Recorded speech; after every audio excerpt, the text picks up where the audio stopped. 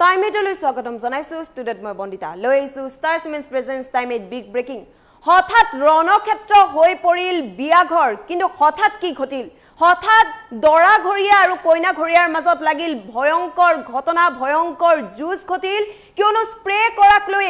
উত্তপ্ত পৰিস্থিতিৰ সৃষ্টি হৈছে দুয়ো পক্ষৰ মাজত যাৰ ফলত আহত হৈছে 4 জনকৈ লোক লৈ আইছো এই মুহূৰ্তত সবিস্তাৰে এই খবৰ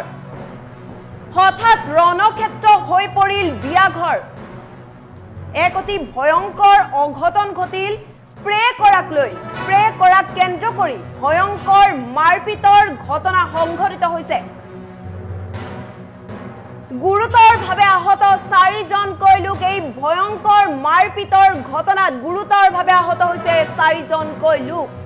আৰু অতিমাত্ৰা স্প্ৰে কৰাৰ বাবে দৰা ঘৰিয়াক আক্ৰমণ কৰাৰ গুৰুতৰ অভিযোগ উত্থাপন হৈছে এক অতি অঘটন ঘটা পৰিলক্ষিত হৈছে ভয়ংকৰ ঘটনা সংঘটিত হৈছে দক্ষিণ বৰপেটাৰ আলুপতিৰ মাজৰ চৰতে সংঘটিত হৈছে এই ঘটনা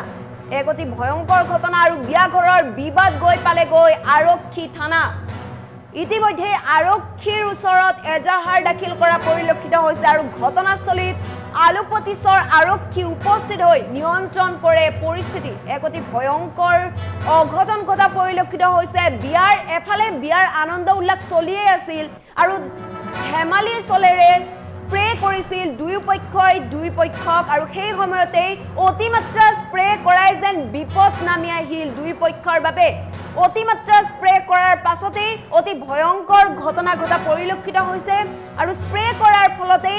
অতিমাত্ৰা কিয় স্প্ৰে কৰিব বুলি এনেদৰে মাৰপিটৰ ঘটনা সংঘটিত হোৱা দেখিবলৈ পোৱা গৈছে বিবাহ অনুষ্ঠানত এইবাৰ হাহাকাৰ পৰিস্থিতিৰ সৃষ্টি হোৱা দেখিবলৈ পোৱা গৈছে আৰু ঘটনাস্থলীত আলুপতিছৰ আৰক্ষী উপস্থিত হৈ নিয়ন্ত্ৰণ কৰে পৰিস্থিতি এই সমগ্ৰ ঘটনাক কেন্দ্ৰ কৰি উত্তপ্ত পৰিস্থিতিৰ সৃষ্টি হৈছে স্প্ৰে কৰাক কেন্দ্ৰ কৰি যেটো স্প্ৰে কৰিছিল আনন্দ উল্লাস কৰিছিল আৰু সেই স্প্ৰে কৰাই যেন এতিয়া কাল হৈ পৰিল স্প্ৰে কৰাক কেন্দ্ৰ কৰি ভয়ংকৰ মাৰপিটৰ সূচনা হয় যত আহত হৈছে গুৰুতৰভাৱে আহত হৈছে 4 জনকৈ লোক ইতিমধ্যে এই সমগ্ৰ ঘটনা কেন্দ্ৰ কৰি উত্তপ্ত পৰিস্থিতিৰ সৃষ্টি হোৱা দেখিবলৈ পোৱা গৈছে আৰু আৰক্ষীৰ ওচৰলৈ গৈ এনেদৰেই এজাহাৰ দাখিল কৰা পৰিলক্ষিত হৈছে দৰা ঘৰিয়া আৰু কইনা ঘৰিয়াৰ মাজত বিবাদ হয় আৰু এই বিবাদৰ ফলতে আহত হোৱা বুলি জানিব পৰা গৈছে অতিকৈ গুৰুতৰভাৱে আহত হৈছে 4 জনকৈ লোক আৰু এই 4 জনকৈ লোকৰ অৱস্থা অতিকৈ সংকটজনক বুলিও জানিব পৰা গৈছে যেটো গুৰুতৰভাৱে আঘাতপ্ৰাপ্ত হৈছে আৰু অতিমাত্ৰা স্প্ৰে কৰাৰ ফলতে এই ঘটনাই এনে ধৰণৰ ৰূপ লোৱা দেখিবলৈ পোৱা গৈছে বিবাদৰ ৰূপ লৈছে মাৰপিটৰ দৰে ঘটনা সংঘটিত হৈছে আৰু এই ঘটনাৰ পাছতে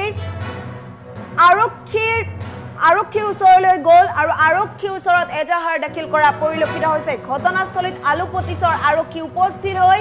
এই সমগ্ৰ ঘটনা নিয়ন্ত্ৰণ কৰে কিয়নো হঠাৎ ৰণক্ষেত্ৰ হৈ পৰা পৰিলক্ষিত হৈছে বিয়াঘৰ স্প্ৰে মৰাক লৈ উত্তপ্ত পৰিস্থিতিৰ সৃষ্টি হৈছে স্প্ৰে কৰাক কেন্দ্ৰ কৰি ভয়ংকৰ মাৰপিটৰ ঘটনা সংঘটিত হোৱা দেখিবলৈ পোৱা গৈছে একাংশ লোকে এই ঘটনাক লৈ প্ৰতিক্ৰিয়া ব্যক্ত কৰা পৰিলক্ষিত হৈছে কি কৈছে এবাৰ শুনিলো আমি টিপলাই বৰপথাৰৰ পৰা বিয়াৰ কাৰণে আছিল বিয়া পাতিবৰ কাৰণে লৰালৈ অহাৰ পিছত কিছুমান মানুহ তাৰমানে গেট বনায় এই পেণ্ডেলৰ তলত সময়তে গেট বনায় গেটত মানে কিবা মিঠাই চিঠাই গাখীৰ চাখীৰ খুৱাই আৰু তাতে যাই কিনে মানে আমাৰ তাতো মানুহ বহুত ভালখিনি আছিল দৰাৰ লগত মানে তেহঁতৰ লগত তাতে বিয়াটো ঠেকাইছে যদি মিঠাই চিঠাই খুৱাব সেইখিনি সময়তে তেহঁতৰ ফালৰ পৰা মানে অলপ হুলস্থুল আৰম্ভ কৰিল তেহঁতে কৰাৰ পিছত কইনাৰ ফালৰ পৰা তেহঁতে কিবা এটা পিচকাৰি মাৰিল তাৰমানে মাৰাৰ পিছত কিবা মানে বেয়া পানী এটা ওলাইছে সেই পিচকাৰিটো লাগিছে সেইটো লৈ কিছুমান মানুহ হল্লা চিল্লা কৰি আছে সেইটো কি হ'ল এইটো কিয় কৰে আমি আৰু কাপোৰগিলা বেয়া হৈ যায় নানান ধৰণৰ কথা পাতি আছে পাতি থাকাতে তাৰ মাজতে এটা মানে গাৰ্জেন ধৰণৰ এজন মানুহ এতে তহঁতৰ কি ওলাইছে তেতিয়া সিহঁতে দৰাৰ লগত কোন দৰা হৈ গৈছে তেওঁলোক মানুহখিনি থাকিবই তহঁতে কিয় থাকিব কি হৈছে সি মানে হুলস্থুল লগাই দিয়াৰ পিছত তাতে আৰু আমাৰ এই দৰাৰ লগত অহা কিছুমান সৰু সৰু কেঁচুৱা বাচ্চাও আছিল তাতে যদি হুলস্থুলৰ ভিতৰত যদি কেঁচুৱা বাচ্চা থাকে তেনেহ'লে ডাঙৰ মানুহৰ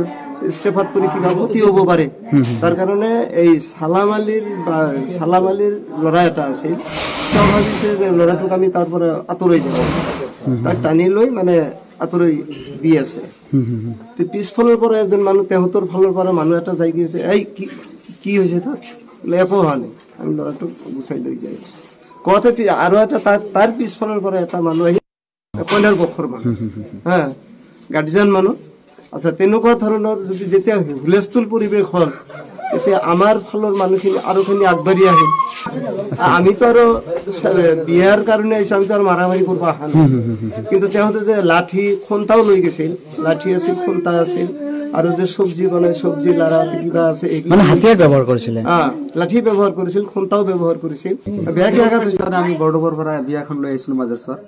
ইয়াত মানে এই গেটৰ সন্মুখত যিখিনি মানে এই মিঠাই খুৱাই এইটো মাজেশ্বৰ নামটো নাজানো আমি মানে বড়োৰ পক্ষৰ মানুহ সেইটো তেতিয়া মানে কিবা তাৰ বিয়া পিচকাৰী আছে সেই পিচকাৰীটো আমাৰ ফালে দিছিল আৰু কি সেইটো দিয়াৰ ফলত মানে আমাৰ মানুহগিলা কিয় দিছে এনেকে কৈছে কোৱাৰ পিছত এই তেখেতে উল্টা আমাৰ ওপৰত আক্ৰমণ কৰিছে আক্ৰমণ কৰাৰ পিছত যাক আক্ৰমণ কৰে সিহঁত আমি মানে ধৰবা গেছো আমাৰ লগতো এনেকুৱা ব্যৱহাৰ মোৰ ভাইটি এটা শফিউৰ ৰহমান তেখেতৰ মানে মোৰ আমি তেখেতক মানে ধৰি ৰাখবা নোৱাৰো তথাপিও মানে এনেকুৱা আঘাত হোৱা নাই নাম এটাৰ নাম হ'ল শফিউৰ ৰহমান 25 মান হ'ব আৰু আতুৱাৰ ৰহমান 28 আৰু সালাম আলী 40 বছৰ হ'ব এতিয়া আমি ন্যায়টো বিচাৰো বৰ পক্ষ আহি কন্যা পক্ষৰ ওচৰত খুব খাই যাব লাগে এইটোতো আইনত তেনেকুৱা নাই এইটো আমি ন্যায় বিচাৰো আমি টিপ্লাই বৰপথাৰৰ পৰা বিয়াৰ কাৰণে আহিছিলো বিয়া পাতিবৰ কাৰণে ল'ৰালৈ অহাৰ পিছত কিছুমান মানুহ তাৰমানে গেট বনাই এই পেণ্ডেলৰ তলত সোমাওঁতে গেট বনাই গেটত মানে কিবা মিঠাইছে